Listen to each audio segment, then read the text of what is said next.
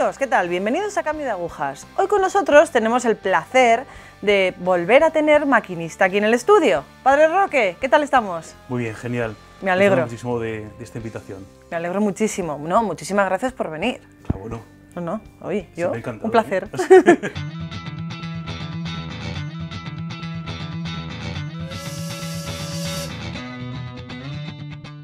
Padre Roque, ¿de dónde es?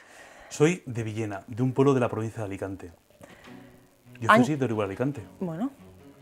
¿Años? ¿Se pueden preguntar? Sí, 39. 39 años, vale. ¿Cómo ha sido la formación, si ha tenido, católica o no, en su vida? Bueno, pues la verdad que de pequeño solamente recuerdo nada más que en la guardería había una monja con nosotros, una carmelita de la Caridad de Vedruna. O sea que mis recuerdos son muy vagos. Luego fui a un colegio público, así que formación religiosa tuve muy poca, hasta los 15 o 16 años. La catequesis, ¿Vale? el tiempo de la catequesis, que bueno, yo recordaba, a mí me gustaba un poquito, porque como eran los sábados, siempre hacían los dibujos, ¿no? Y entonces me tocaba ir a la catequesis y no me hacía ninguna gracia, así que no la recuerdo yo con mucha ilusión. Mucha alegría, ¿no? No, la verdad que no. Sí. Vale, pero hemos hecho la comunión, hemos... Nada de misa. Yo recuerdo que creo que la primera Eucaristía que fui en mi vida posiblemente sería la de la primera comunión. Después no lo recuerdo durante muchos años, ni Eucaristía, ni catequesis, nada de nada. Vale, ¿cómo es la fase de la adolescencia? Bueno, la verdad que fue bastante interesante, ¿no? Porque bueno, primero fue el cambio del colegio... ¿Al Insti? Sí, al Insti, que es una cosa que, bueno, al principio te queda mucha emoción, pero yo estaba ahí un poco descentrado en ese tiempo. O sea, era algo como... Era muy mal estudiante, la verdad que perdía muchísimo el tiempo y demás, y así pasaron algunos años en el Insti. Pero, bueno, todo puede cambiar. Entrecomillado, ¿qué buscabas? Bueno, al principio, la verdad que uno siente una búsqueda algo extraña, que no sabes. O sea, algo que dices, algo que te tiene que llenar, pero no encontraba yo mucho. Al principio decía, bueno, quería ser maestro, no sé si quería casarme. Estaba un lío, la verdad. O sea, al principio, pues vivir cada día, nada más. Vale. ¿Hacer la comunión? ¿Después de la comunión, por ejemplo, sigues vida de parroquia o nada? Vida de parroquia, nada, cero. ¿Confirmación? Cero. Me confirmé más tarde. Más tarde, sí. Más tarde, pero nada. periodo juventud, tal, Nada. Vale, o sea, periodo vacío. Totalmente, sí. Yo solamente tenía algunos recuerdos de las religiosas y alguna vez, muy poquitas hablábamos de Dios, quizás por la clase de religión. Había una persona muy especial ahí, como profesora de religión, pero no recuerdo casi nada. ¿Alguna cosa reseñable de la adolescencia, juventud? Bueno, cuando estábamos en el instituto, vino un día un sacerdote que había llegado nuevo al pueblo y el pobre era súper tímido, ¿eh? Era un cura, vamos, como la copa de un pino. Y llegó y el hombre dijo, bueno, pues yo voy a poner una frase en la pizarra. Imagínate, a veces te lo curras un montón para hacer 100.000 dinámicas, sí, y de repente coges una tiza y pones una frase que dice, yo soy aquel a quien tanto ama Jesús. Y aquí fue como un flash para mí, aquel a quien tanto ama Jesús. Y ahí fue cuando él nos invitó a la parroquia y empezó toda la aventura, ¿no? Vale, pues empezamos la aventura. Hala, vamos a comenzar esta andadura en el tren. ¿Cómo empieza esa aventura? Esta aventura empieza porque al final nos apuntamos unos 80 y tantos al grupo de conformación de la parroquia y creamos un centro juvenil. Estaba situado en las antiguas aulas de las Carmelitas que tenían allí cerca de la parroquia no tenía locales, pero aprovechamos ahí unos locales muy antiguos, con imágenes de santos tapadas, era la capilla antigua del colegio, y allí empezamos el centro juvenil. Nos llevábamos las guitarras, cantábamos, este sacerdote era muy piadoso y nos enseñó a confesarnos, cosa que yo no tenía ni idea, porque recuerdo vagamente que para mi primera comunión me confesé, pero nos poníamos en fila, y el sacerdote estaba detrás de unas columnas y nos confesaba, y ya pasaron años y no sé ni lo que era confesarme. Y ahí empezamos con la catequesis, comenzamos un montón de cosas muy interesantes. ¿Qué es lo que en ese momento, cuántos años tenías? Ahí tenía unos 16 años más o menos. ¿Qué es lo que en ese momento, a un joven de 16 años que no ha tenido ningún tipo de contacto con Dios, desde, entrecomillado, la comunión, qué es lo que más te llama la atención, nada más, ¡pum!, darte con esa realidad? A mí, la verdad que, imagínate, sin ninguna formación, nada, es saber que alguien me amaba profundamente. y me amaba sin condiciones. Quizá por parte de la historia, de la vida, ¿no? Pues a veces parece como que te quieren, pero o sea, hay condiciones, pero alguien que me amaba profundamente, ¿no? Y también el hecho de compartir, ¿no? O sea, tú cuando vas a una parroquia, el hecho de que están los chicos, las chicas, aunque sea por el interés de que van las chicas, tú vas a la parroquia, ¿no? Y entonces, entre una cosa y otra, el cura supo al final hacernos que nos encontráramos con Dios. Al principio como un grupo de amigos, ¿no? Y luego la experiencia de alguien que te ama profundamente. Y ahí comenzó, pues, ya toda mi vida con el Señor. Vale, vamos a entrar un poco en materia. Sí, ¿Cómo pues, se hace este caminar? Todavía no hay cambio. No, Caminar. no, todavía no. Vamos, y faltan muchos años, ¿no? O sea, el cambio, o sea, empieza toda la aventura y hasta que un día digo, pues, ¿y por qué el Señor a mí no me va a llamar, no? Y entonces empecé, pues, ¿y si el Señor me llama? Y un día entré en una capilla, fui a ver a mi abuelo que estaba enfermo y estaba en el hospital y cogí una estampa y ponía, pídase la gracia que se va a obtener. Es una sierva de Dios que creo que no está beatificada, pero le debo mucho también, ¿no? Y dije, pues yo quiero tener vocación. Yo había escuchado la palabra vocación y lo primero que se me ocurrió es pedir vocación. Pues nada, dicho y hecho, vocación. Y claro, ¿la vocación dónde? Y entonces le decía a mi cura, pero yo me gustaría ser monje, ¿no? O luego a los 5 minutos, los que me conocen ya saben que soy ¿Un veleta? un veleta muchas Bien. veces, no doctrinalmente, pero Vale, sin algunas normal. cosas. Entonces, en ese sentido, decía, sería fraile, ahora misionero, ¿no? Un poco, mira, para arreglar la cosa un poco como Santa Teresita, ¿no? Que quería hacerlo todo en la iglesia, ¿no? Y entonces, hasta que un día dije, no, mira, tengo que ser fuerte, vamos a ver, voy a entrar al seminario. Y se lo dije al cura, dijo, ya lo habían cambiado, había venido otro, y dije, quiero entrar al seminario. Y entonces entré al seminario, pero así, a la aventura, ¿eh? Como no me decidía por nada, ni por una orden ni por otra, dije, pues nada, diocesano, y mientras estoy allí ya pensaré dónde Dios me llama. Pero nada, piano, al final. Vale, entramos al seminario con 17, 18. Sí. O sea, ya habíamos terminado el instituto. Bueno, lo que pasa es que yo estado enfermo un año, que me habían operado de la columna, era judoka antes de entrar al seminario, entonces en una competición que hubo a nivel provincial, resulta que, bueno, hicimos el campeonato y resulta que no me encontraba bien, bueno, sencillamente porque en uno de los combates me había pisado el dedo gordo del pie, entonces me había desviado toda la uña, tal, y tuve que ir al médico. Y cuando fui al médico, me dijo, dice, un momento, ¿te has dado cuenta que la columna la tienes desviada? Y entonces, pues nada, imagínate, pues ya dice, pero no pasa nada, con natación se arregla, nada. O sea, los corsés hasta arriba, con lo que supone cuando uno es así y tal, ¿no? Para la adolescencia tener que llevar los aparatos y demás. Me operaron de la columna y entonces ahí fue un poco ahí algo que me marcó mucho, ¿no? Ya. Vale, entonces tenemos ese año... Año perdido. Año sí. perdido, bueno, Sí. o año tranquilo. Ujú. Vale, entramos en el seminario y... Entrar en el seminario, entrabas convencido. Ujú. ¿Lo que viste te siguió convenciendo? No, Vale. para nada. O sea, y además que cada vez que pasaba más tiempo yo decía, es que no estoy en el lugar correcto, no estoy en el lugar correcto, no estoy en el lugar correcto. Y nada, no me convencía. Quizás porque la imagen que yo tenía era, pues imagínate, la vida religiosa, los frailes con el hábito, los monjes, aquellos misioneros, la vida contemplativa, tal y cual. Y que entras a un seminario donde éramos 98, en Orihuela. Luego estaba parte de Alicante, que eran 30 o 40. Y entonces, imagínate 98 ahí, ¡guau! 98 hormonas ahí con patas ahí metidos, aquello bueno, era increíble, ¿no? Yo decía, madre mía, pero ¿yo dónde me he metido? No es que yo fuese ahí, vamos, ahí el Santo Dominguito Sabio, ¿no? Pero, o sea, al final te metes y eres uno más, ¿no? Pero no, aquí no me gustaba, ¿no? ¿Qué hiciste? Porque hice, pues mira, fue un día que aproveché y dije, bajé a Alicante, tenía fin de semana en el seminario y me fui a pasear por la playa, ¿no? Y entonces cuando iba pasando por la playa, pues estaba sentado ahí en las rocas. A nosotros que somos ahí de playa nos gusta mucho pasear por ahí por las rocas y tal. Eso es porque no llueve. Porque no llueve, ¿verdad? Sí, seguro. Y estando... Bueno, aquí tenéis unos acantilados maravillosos, ¿eh? Sí, pero llueve. Pero llueve, ¿verdad? A nosotros no nos llueve nada. Y entonces estaba sentado en las rocas y... ¿Cómo explicarlo? Para que nadie tampoco se haga una imagen rara, ¿no? Bueno, sentí en el corazón sentí en el corazón que el Señor me decía que, es decir, serás diocesano para siempre. Es decir, y todo lo que no sea ser sacerdote secular diocesano no vendrá de mí. Y entonces dije, pues que sepas, lo acepto porque viene de ti y tal y cual, pero que no me gusta, y no me gustó.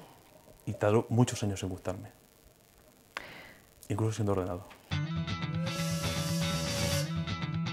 O sea que la vida en el seminario ha sido dura.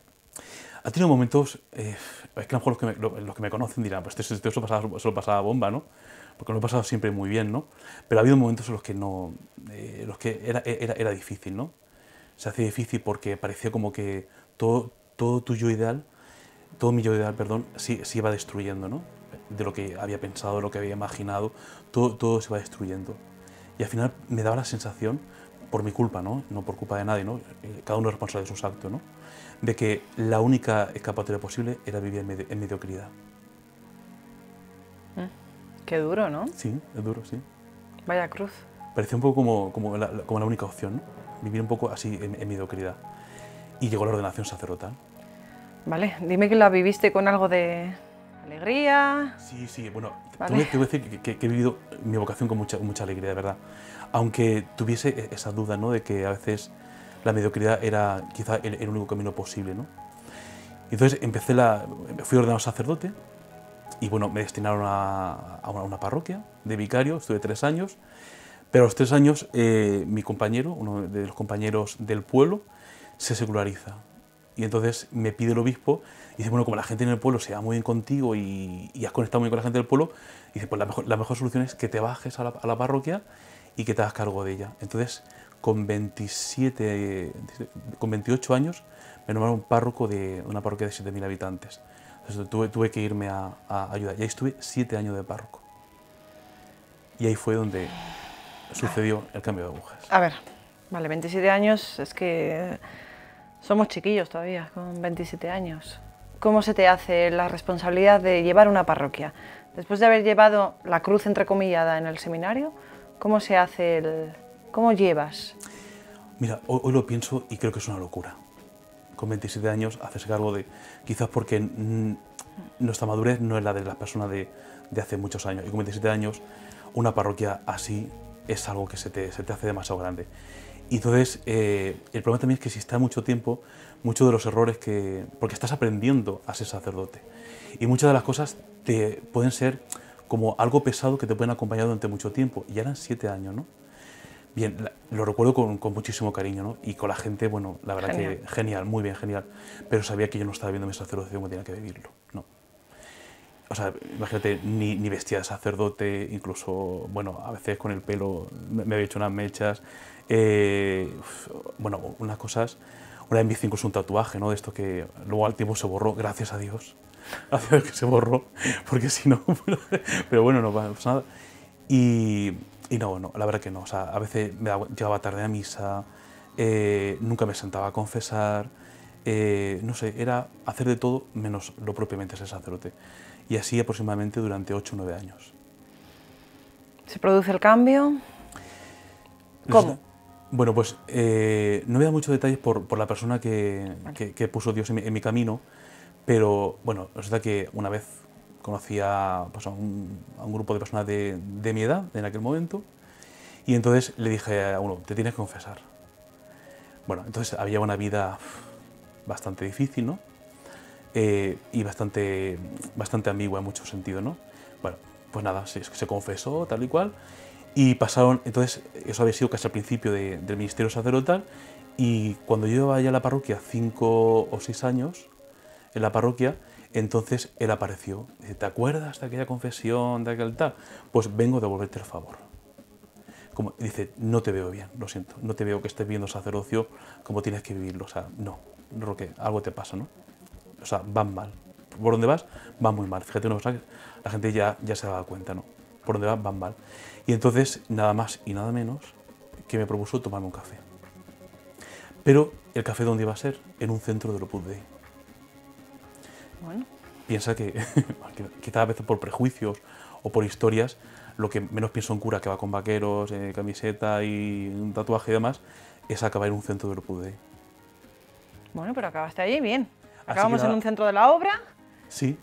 Y claro, como le debía el favor, pues nada, pues por hombría tuve que ir, ¿no? Y así cuando llegué al centro de Opus Dei, pues entré al despacho de uno de los sacerdotes, y era un sacerdote que ahora tendrá 83 años, y el sacerdote pues se puso en pie. Hombre, Roque, qué alegría, ¿no? Sabes que muchas veces los sacerdotes tienen esa espontaneidad, esa alegría, ¿no? Abrió los brazos y dijo una frase de San José María: sueña y corto te quedarás. Y entonces a mí aquello, sueña y corto te quedarás, ¿no? Y entonces de repente, al final caí de rodillas, me confesé, creo que hice una buena confesión, y ahí, pues imagínate, entonces lo de sueña corto te quedarás empezó todo a mi vida a cambiar radicalmente. De hecho, al poco tiempo, el obispo me llamó y me dijo, el obispo era nuevo, y me dijo, ¿cuánto tiempo llevas sin creyente? Y dije, 10 años. Dice, ¿10 años en el pueblo todavía, desde que te ordenaste? Y entonces me llamó y me dijo, dice, mira, necesito un profesor de teología espiritual.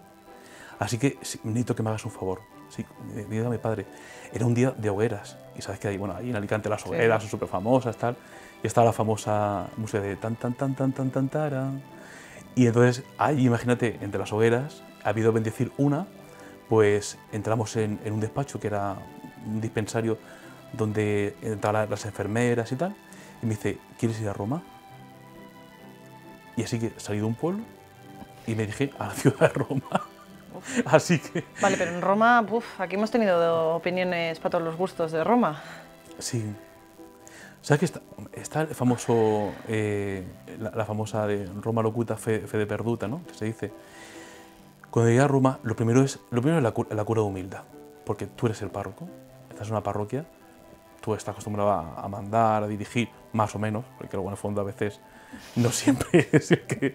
Pero bueno, por lo menos te lo crees, ¿no? Y eso pues da su punto, ¿no? Y cuando llegas a Roma, llegué un 30 de septiembre, no me acuerdo, el último día de agosto llegué, el 31 de agosto, y al día siguiente tenía clase de italiano.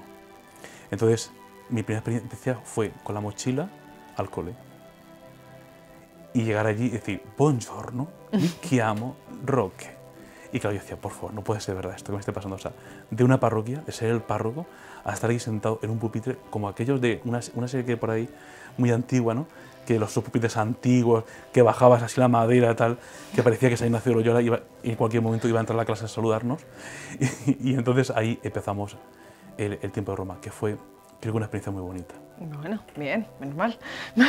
Bien. Sí. ¿Volvemos de Roma?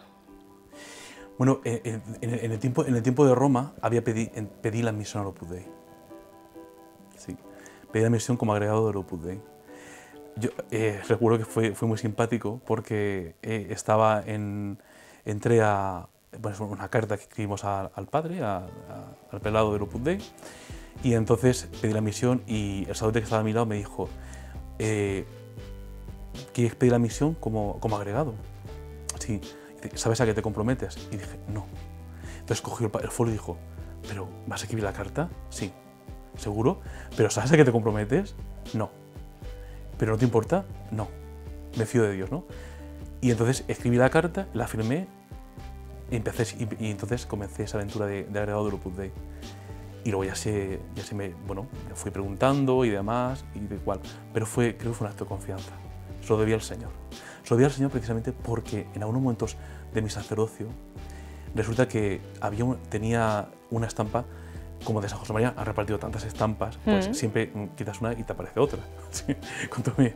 Entonces, en mi casa quitaba una y me aparecía otra. Y siempre dijo, bueno, pues nada, voy a rezar. Y decía, San José María, me tienes que ayudar. Así que como hizo ese cambio de agujas en mi vida, dije, me fío de ti.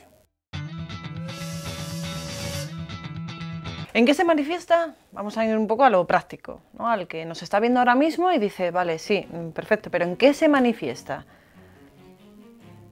El tatuaje se quitó, gracias a Dios. Ahora mismo no te veo con mechas. No. Vale.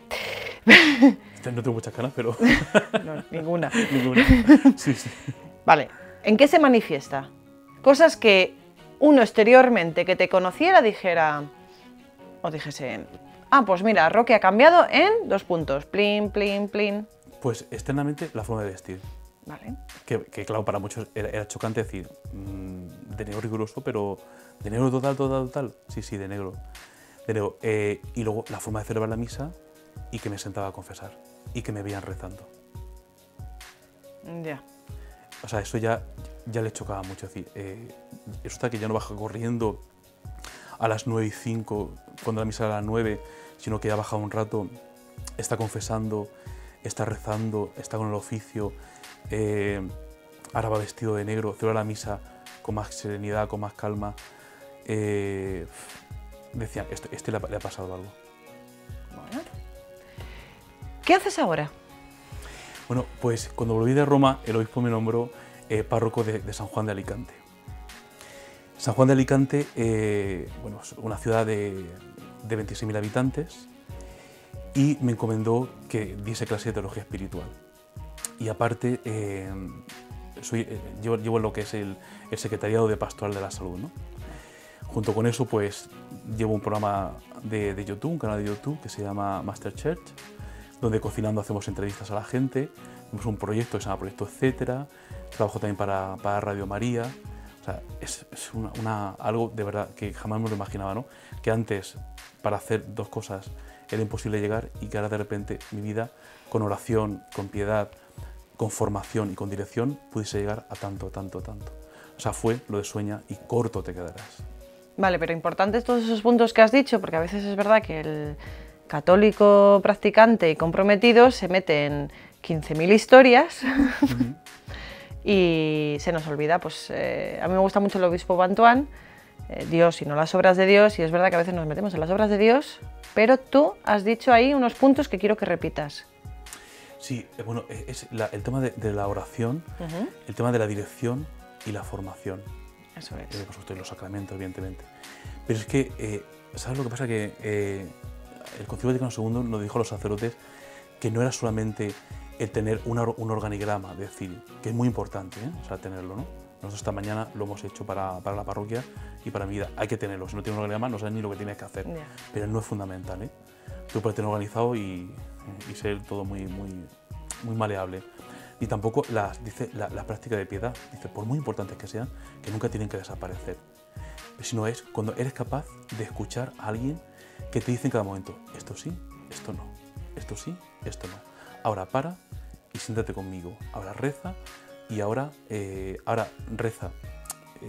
Bueno, no quiero romper oración y acción porque van unidas intrínsecamente, ¿no? Pero ahora siéntate conmigo a mi lado y dedícame una hora de oración para charlar contigo, ¿no? Y luego en el trabajo a tope de descúbreme, ¿no?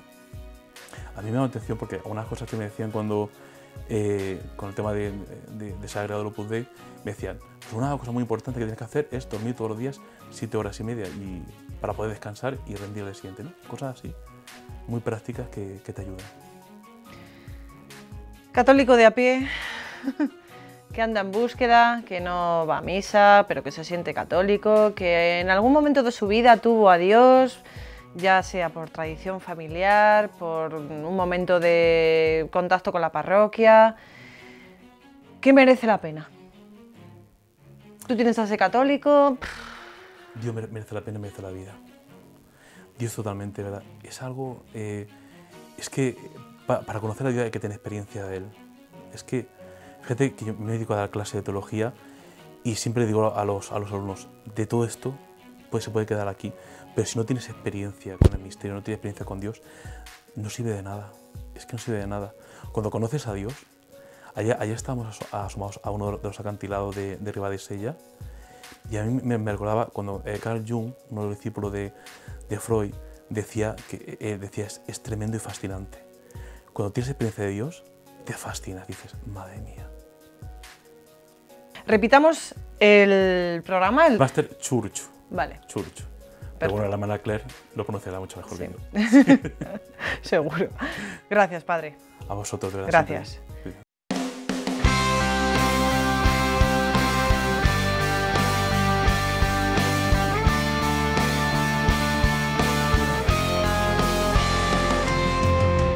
Amigos, os dejo. Gracias. Seguid ahí. Gracias.